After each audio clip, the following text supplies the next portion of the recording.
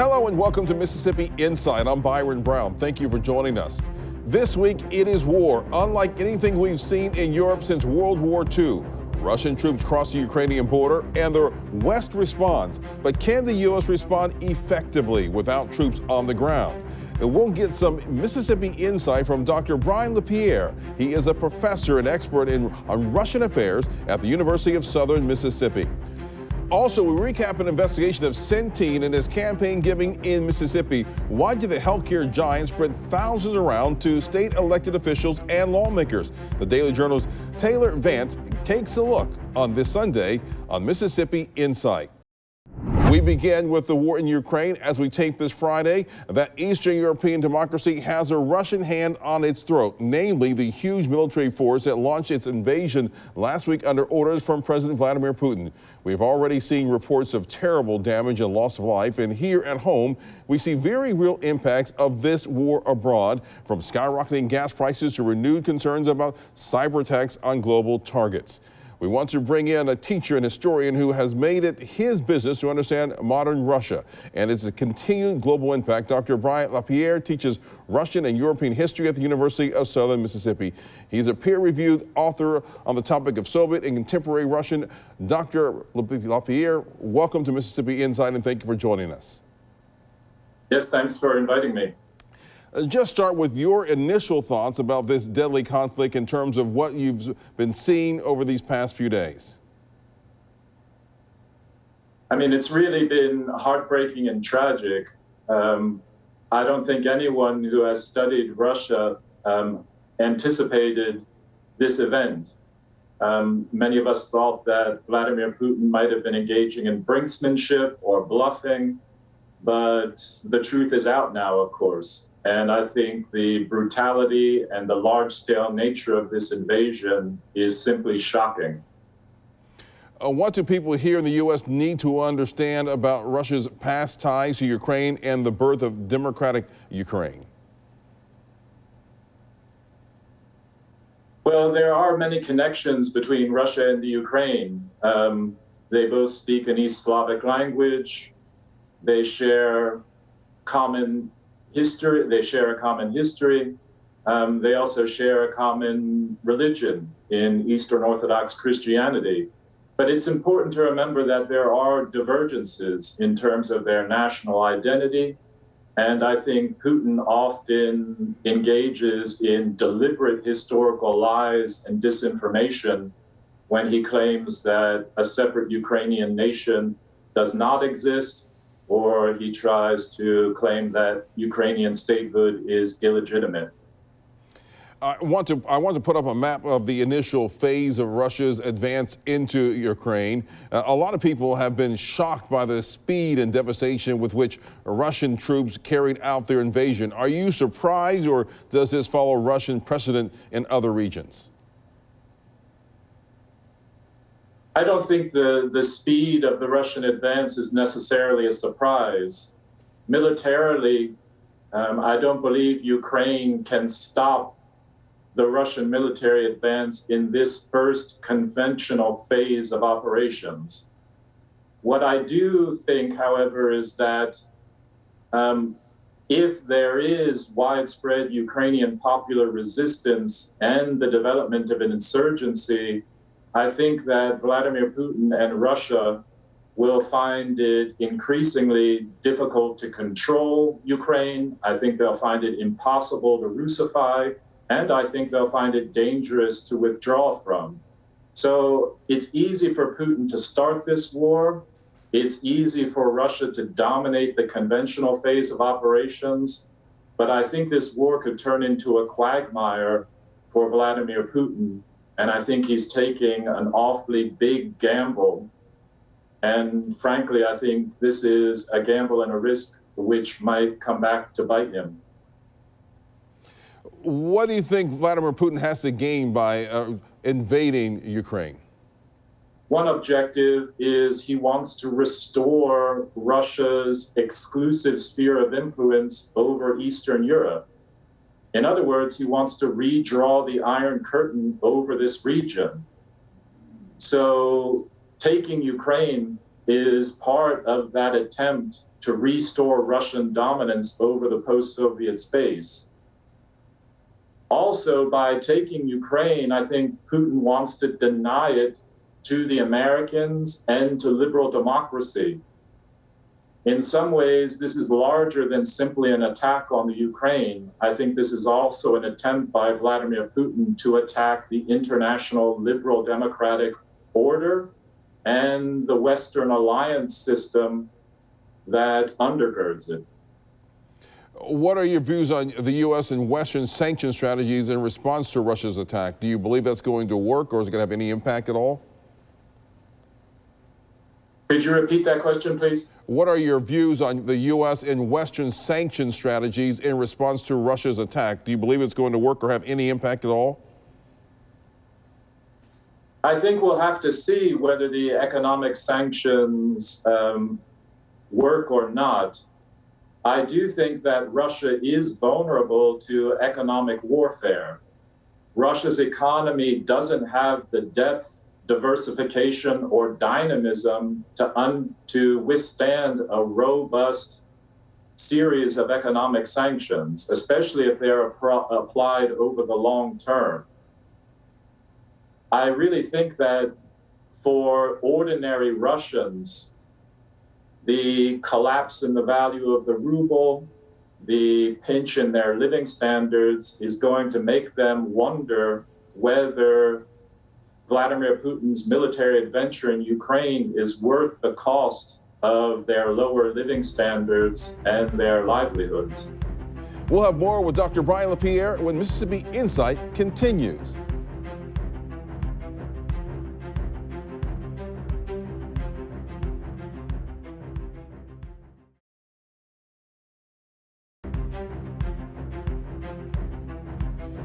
You're familiar with the Russians' clout in the energy sector and how the validity in the fuel market always has a ripple effect on Americans at the pumps here in the U.S.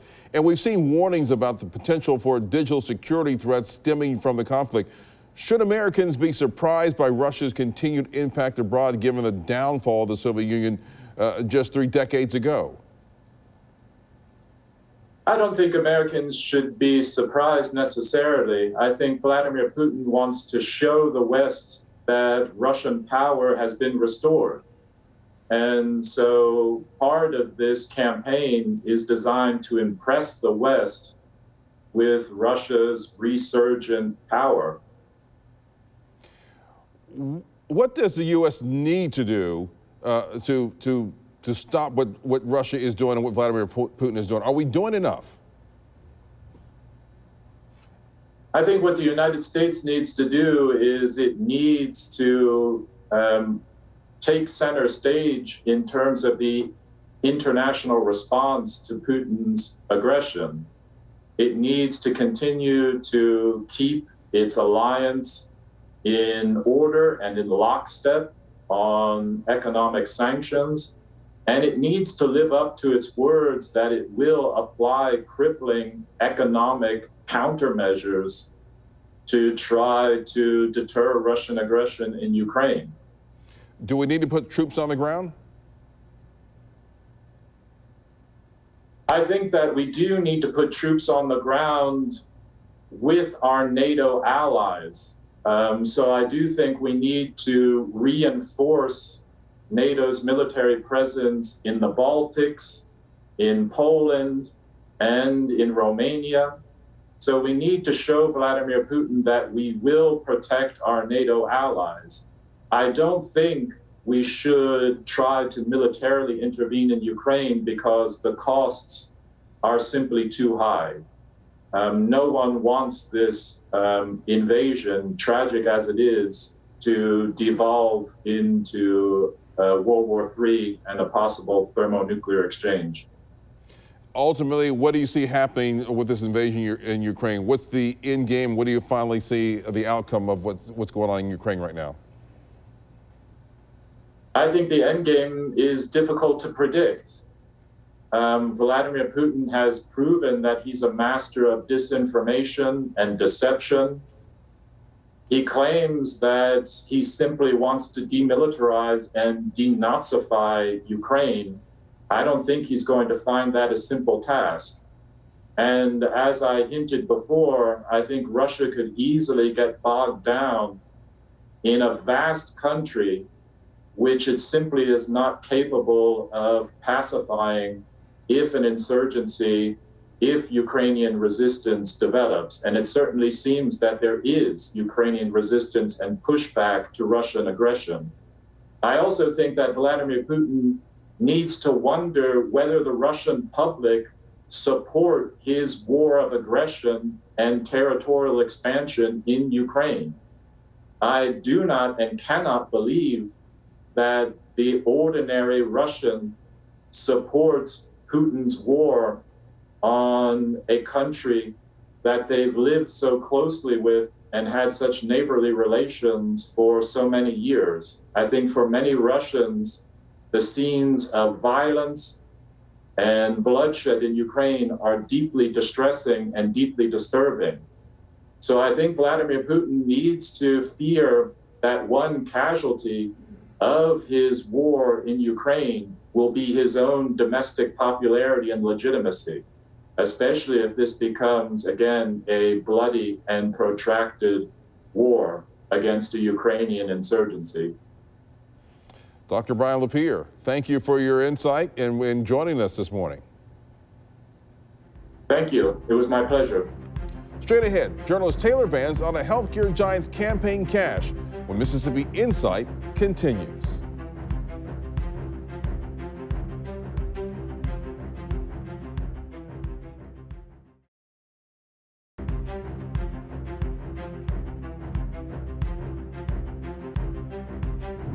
State senators will consider a House bill that effectively bars a major Medicaid contractor from future contracts with the state. We're talking about Centene, which does business in Mississippi under the Magnolia Health banner. It's been a major campaign donor for many state lawmakers and politicians. But HB 658 would bar such a company from contracting with state Medicaid if it has ever settled fraud and waste charges for more than $50 million. Joining us via Zoom is Taylor Vance. He's a state government reporter with the Daily Journal, and he's done some important investigative reports and work on Centene's campaign giving. Taylor Vance, welcome to Mississippi Insight. Thank you, Byron. Glad to be here. Let's first talk about what Centene is and the role that they have played in Mississippi's Medicaid services. Yeah. So Mississippi has a managed care system when it comes to our Medicaid system. And what that means is that the state Medicaid division contracts with other companies to interact with healthcare providers, and that way they are supposed to manage costs and they're supposed to manage benefits on behalf of the recipients of Medicaid. And so Mississippi's managed care system, called Mississippi Can, it contracts with 3 companies, and one of those is Magnolia Health, which is the subsidiary of Centene. And the Division of Medicaid pays these contractors a set rate per patient to administer those benefits, if that makes sense. Yeah. The state auditor turned his attention to Centene a few years back. Talk about that investigation and what became of it. Yeah, so the state auditor's office, in connection with the Mississippi Attorney General's office, contracted out with an outside law firm, which is common in some types of investigations in our state, to investigate Magnolia Health and Centene over allegations that they were overcharging or inflating their bills to the Mississippi Department of Medicaid. And the result of that investigation was that Magnolia and Centene ended up settling with the state for $55.5 million. So you examined state campaign finance reporting from legislators and other state elected officials, and you found that Centene was giving a lot of money to campaigns across the state. Can you talk about totals and time frames here? Yeah, so it was over $300,000 since 2019. And I felt like it was important to start in 2019 because that's when we knew that the 2 state agencies were investigating Centene, and that's when a new term of state officials began. And so I thought it was fair to everyone across the board just to examine that time frame. And what I found out was that Centene, while they were being investigated by two state agencies, they donated over $300,000 to some of the state's most powerful politicians. And who were the biggest recipients of those funds? Yeah, the biggest recipient was Governor Tate Reeves. I believe it was around $60,000 that he got from Centene. And the person who received the second largest was Insurance Commissioner Mike Cheney, and the third largest recipient was House Speaker Philip Gunn. And what I saw was that the organization was really donating to the legislative leadership, meaning on the House side, the Speaker pro tem, and the chairman of Public Health and the Medicaid Committee, and the same on the Senate side, which was the President pro tem of the Senate and the Medicaid and Public Health chairman over there. And we should be clear before we go on that there is no suggestion that these donations are illegal in any way, and Attorney General Lynn Finch said as much a few days ago. So why is this a point of potential concern? Well, I think whenever you have large organizations such as Centene injecting a large amount of campaign dollars into our political system, it always raises the question of, one, what is the intent behind that money? And two, what influence is it having in the political process at our state capitol? And so no, there's nothing that I can find that's illegal about this. I mean, campaign donations are routine; they're nothing new. But I think it's just very important to inform the public that while this company was under investigation, they were cutting checks to some of the most powerful elected officials in this state. And to be fair to them, they're certainly not the only healthcare organization that was doing this. The other two Medicaid contractors with the state also donated to elected officials. But I felt it was important to focus on them because they were the one who was specifically under investigation. And you've sought comments specifically from the governor, the insurance commissioner, and the House Speaker, and what have they told you? Yeah, so the governor did not respond to my request for a comment. The insurance commissioner told me that he has since donated the donations that he received. He has donated that money to 3 public universities in our state, and public records on the Secretary of State's website confirms that. And the House Speaker told me, Speaker Gunn told me that that the money was having no influence over the legislation being considered in the House. It was having no sway over him. And he, when that check was deposited into his campaign account, that was well before it was ever made public that state agencies were investigating this company. What are the prospects for the House Bill 658 from Becky Curry in the Senate? Well, that's a little unknown right now. It's now in the hands of the Senate, specifically the Senate Medicaid Committee, which is led by Chairman Kevin Blackwell from DeSoto County. And he has also accepted money from this company. And Senator Blackwell conducted a hearing last week where he invited the director of the Division of Medicaid to sort of weigh in on this issue. And the director of the Medicaid division, Drew Snyder, said that if the state were to go through with that bill, with that legislation, with the language in it that would effectively void the state's contract with Centene, that it would be very chaotic because the state would have to sort of shift a lot of its recipients of those Medicaid benefits over to another company, and he essentially advised them not to do it. So there's still about a week left. I think that the deadline is March 1st for the Senate to pass it out of committee. But but I don't say the chances look great, but it still could happen. Taylor Vance from the Daily Journal. Thanks for your time this morning and talking with us. Thank you, Byron. I appreciate it. All right, and we'll be right back.